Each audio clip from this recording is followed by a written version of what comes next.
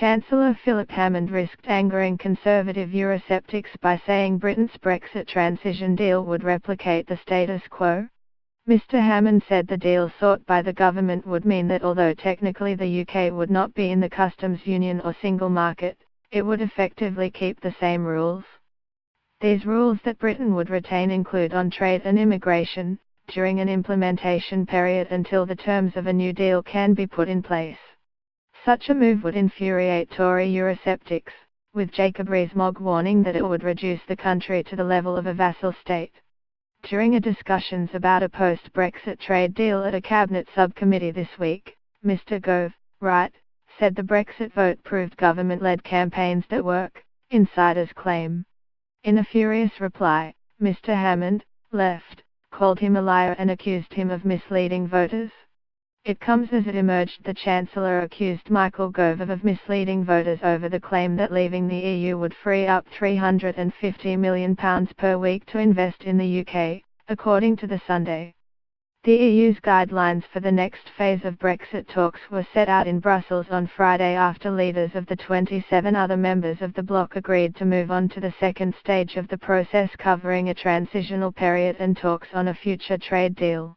The 4-page document sets out the EU's guidelines for the next stage of negotiations, including the process for agreeing the terms of the transition period expected to last 2 years after the date of Brexit.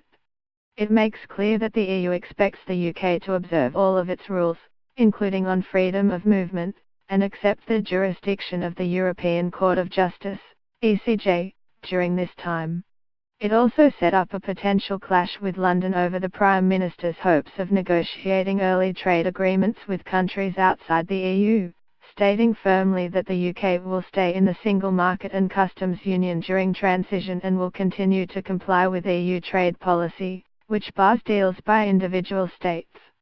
Mr. Hammond, in China on a trade mission, was asked whether firms should expect a transition deal where the UK is still participating in the single market, customs union and subject to the ECJ. In a word, yes, he told Sky News. What they should expect as a result of the agreement we've reached this week with the European Union is a transition, or implementation period, which will start at the end of March 2019, during which we will no longer be members of the European Union. We won't technically or legally be in the customs union or in the single market, but we're committed as a result of the agreement we've made this week to creating an environment which will effectively replicate the current status quo so that businesses can carry on trading with their commercial partners across the EU as they do now, borders will operate as they do now, and financial services businesses will be able to carry on conducting their business across borders as they do now. The restrictions imposed by the EU's position were rejected by Mr. Rees-Mogg, who said Mrs. May must not agree to them.